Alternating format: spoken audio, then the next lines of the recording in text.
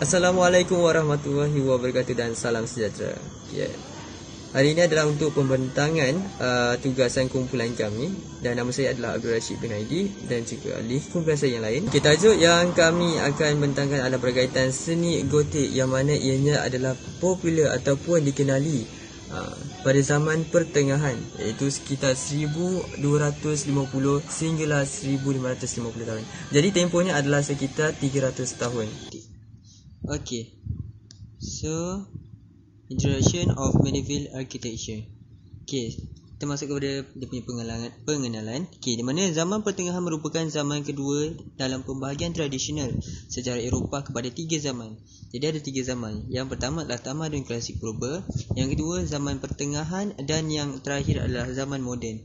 Jadi seni gotik ini adalah terletak ataupun berlaku semasa zaman pertengahan.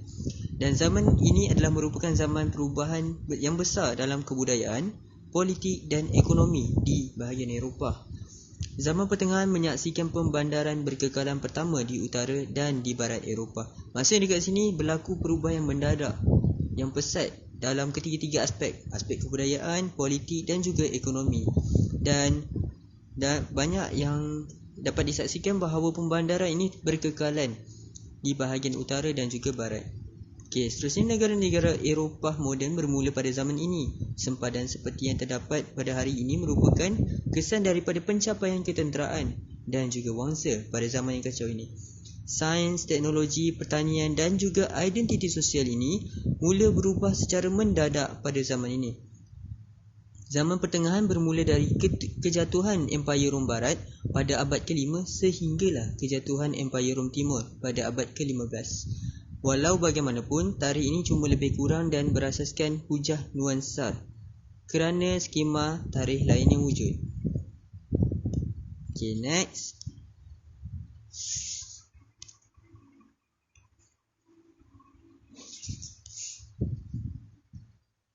Okay, apakah yang dimaksudkan dengan gotik? Okay, maksud gotik adalah the meaning of gotik. Okay, maksudnya adalah gaya rencung tajam binaan abad ke-12 sehinggalah abad ke-16 yang warna kegelapan, warna hitam mengenai orang Goths dari segi bahasanya, gayanya, cara hidup seni dan juga seni binanya. Okay, dari segi definisi dalam kamus Korsika pula adalah takrif pertama gotik dalam kamus adalah atau berkaitan dengan gaya arca, lukisan atau seni lain yang diamalkan di Western Europe dari abad ke-12 sehinggalah ke-16. Takrif lain dari gotik adalah atau berkaitan dengan gaya sastra yang dicirikan oleh kegelapan yang menakutkan dan especially yang gaib lah, berpopular pada abad ke-18 yang lewat. Dan apabila digunakan kesusastraan moden, filem dan lain-lain, kadang-kala diejanya gotik. Ada yang eja GOTHIC juga berkaitan. Okey, gotik juga berkaitan atau ciri-ciri Goths atau bahasa mereka itu sendiri. Okay, seterusnya seni bina gotik. Okey, kita sentuh kepada seni bina gotik. Seni bina gotik ialah gaya seni bina yang berkembang pada lewat zaman pertengahan. Ianya terbit daripada seni bina Romanesque dan kemudiannya digantikan oleh seni bina zaman pembaharuan. Gaya ini yang berasal daripada negara Perancis abad ke-12 dan bertahan sehingga abad ke-16 dan dikenali pada zaman itu sebagai Opus Franciganum, iaitu karya Perancis. Kata Goths mula-mula muncul lewat daripada zaman pembaharuan. Ciri-ciri gaya ini lebih tertumpu kepada seni bina untuk tujuan keagamaan, termasuklah gerbang tajam, kekubah beralur dan banir berjangkang. Seni bina Goths pula adalah paling sering kelihatan pada katedral, biara dan gereja di Eropah. Gaya ini juga digunakan buat pembinaan istana kota, istana, dewan bandaran, dewan persekitaran, universiti dan juga kediaman peribadi. Okey, masuk kepada zaman pembaharuan. Zaman pembaharuan ada bahasa Inggeris, bahasa Perancisnya Renaissance, bahasa Italianya Rinascimento, kelahiran semula. ialah zaman pergerakan budaya yang bermula dari sekitar kurun ke-14 hinggalah kurun ke-17. Ia bermula di Itali pada akhir zaman pertengahan dan kemudiannya merebak ke seluruh Eropah. Zaman pembaharuan melambangkan kelahiran semula Eropah dari tempoh ketandusan yang agak lama dengan kebangkitan dari segi perdagangan, penjelajahan, seni ukir, lukisan, muzik dan sains. Okey, berikut yang merupakan petanya. Okey, Assalamualaikum warahmatullahi wabarakatuh. Saya Aini Sofia binti Baharin bernombor matrik di 201910890000. Okey, baik, saya akan menyentuh mengenai zaman peralihan 1140 hingga 1240. Tempat peralihan gaya seni yang baharu yang lebih tertumpu kepada seni bina gereja. Arkitek abad seja percaya bahawa dengan meletakkan subjek yang cantik akan meningkatkan jiwa dan membawa mereka dekat dengan Tuhan. Antara ciri seni bina yang terdapat pada bangunan seperti mempunyai gerbang tajam, peti besu berongga, ambulatory, tiang dibalut dengan motif tulang rusuk. Antara seni bina zaman ini adalah Basilika Saint Denis, Ambulatory of Basilica of Saint Denis, Naval of St. Louis Cathedral. Pergi ke slide yang seterusnya.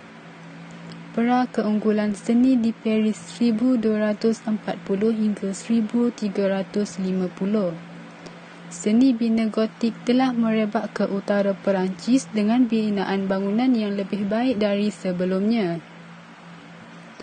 Arca patung seperti Virgin Mary, Jesus Christus dan tokoh suci mula dibina di dinding gereja. Seni bina gotik ini bukan hanya di gereja tetapi terdapat di mahkamah dan dipengaruhi oleh King Louis. Unsur gotik telah diperhalusi untuk membuat katedral baru yang lebih tinggi, luas dan banyak pencahayaan. Seterusnya, Italian art of the mid-13th to mid-14th century. Pada zaman ini, kebanyakan arkitek Itali telah mempelajari seni gotik di Perancis. Patung-patung gotik ini lebih kepada ideologi Kristian. Patung mula dibina di kawasan taman. Tema yang popular ialah imej Yesus Kristus yang disalibkan atau watak-watak lain yang cedera dan diseksa oleh penderita. Okey, akhir sekali European Art 1350 hingga 1400. Seni bina Eropah abad pertengahan yang disifatkan dengan gerbang separuh bulat.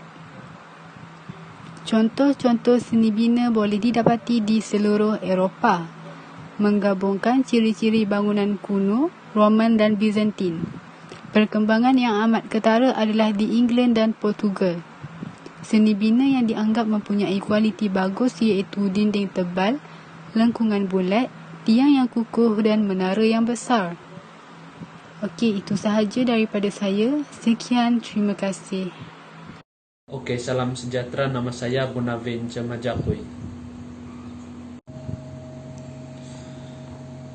Hai. Hai.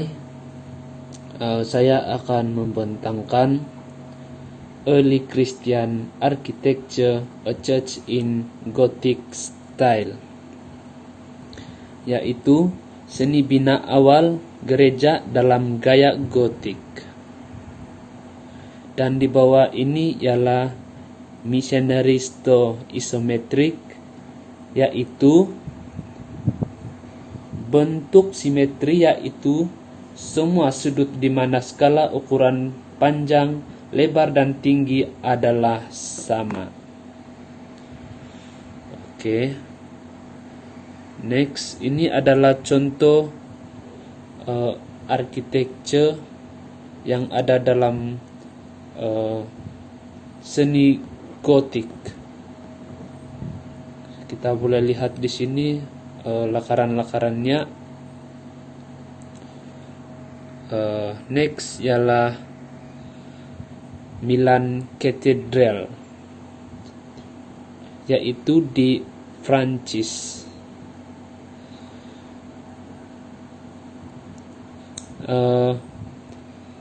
Prancis punya Gothic style ini sangat berpengaruh sampai dia boleh mempengaruhi Gothic style di Italia. Ini adalah contoh Gothic style di France. Lakaran-lakaran dia. Seterusnya quadripartite revolute, yaitu maksudnya adalah terdiri daripada 4 bahagian, yaitu ini resulting rib, yaitu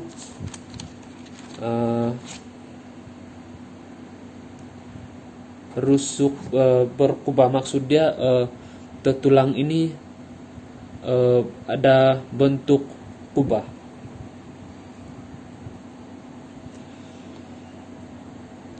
Next, ini adalah contoh bagi arca-arca itu. Maksud saya arsitek, seni bina architecture. Dan ini juga tambahan bagi Katedral di Milan, Italia, yaitu Basilica of Maxentius and Constantine. Maksud katedral ini adalah rumah ibadah bagi para uskup Katolik, dan maksud basilika adalah tempat pentadbiran agama Katolik. Dan basilika yang paling terkenal adalah Basilika Saint Peter di Vatican City, Italia, yang didiami oleh Pope Francis, yaitu pemimpin agama Katolik di seluruh dunia. Ini adalah contoh arsitektur dia.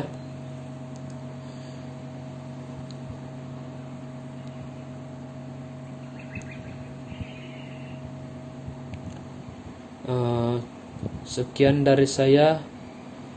Terima kasih. Assalamualaikum. Nama saya Nurul Hazika Abdi Jamil. Nombor metrik di 2019 1089001. Bismillahirrahmanirrahim. Ini adalah elemen yang perlu ada di bahagian atas seni bina pada zaman Gotik, iaitu Milan Cathedral and Basilica of Maxentius and Constantine. Ini adalah contoh pelan bahagian atas seni bina pada zaman seni Gotik. Ini adalah seni bina di Itali bahagian atas. Yang ini merupakan contoh pelan rumah kediaman Cathedral pada zaman seni Gotik. Ada sebab kenapa seni Gotik ni famous dengan seni bina. Seni Gotik adalah gaya keagamaan yang eksklusif. Gereja Roman mempunyai perkembangan gaya seni. Bukan sahaja ia memberi inspirasi kepada orang ramai. Perhatikan, seni bina Gotik ni banyak patung-patung yang diletakkan pada seni bina itu, kerana ia merupakan kemunculan pengabdian kepada Maria, iaitu dia memainkan peranan asas dalam seni bina di Gotik ini. Imej-imej Maria ni diperkembangkan sampai ke seni Byzantine. Ia melalui imej tu, dia menetapkan ciri-ciri manusia yang nyata dengan lebih banyak. Subjek seperti siklus kehidupan ini sangat popular pada zaman seni Gotik. Okey. Antara elemen yang ada untuk menara beranda di seni Gotik ni adalah barrel wall, yang kedua groin wall, yang ketiga rib wall, and yang keempat fan wall. Okey. Ni contoh plan menara punya beranda di zaman seni Gotik. Okey. Seterusnya, seni bina ni dia tiada real dan dia mempunyai pelbagai jenis kayu cermin pada zaman seni bina di Gotik ni. Okey, ni contohnya. Selain mementingkan aspek keagamaan, sebab yang seterusnya dia adalah mementingkan nilai estetik yang tinggi. Pada zaman itu, masyarakat mementingkan nilai keindahan pada seni bina pada zaman Gotik.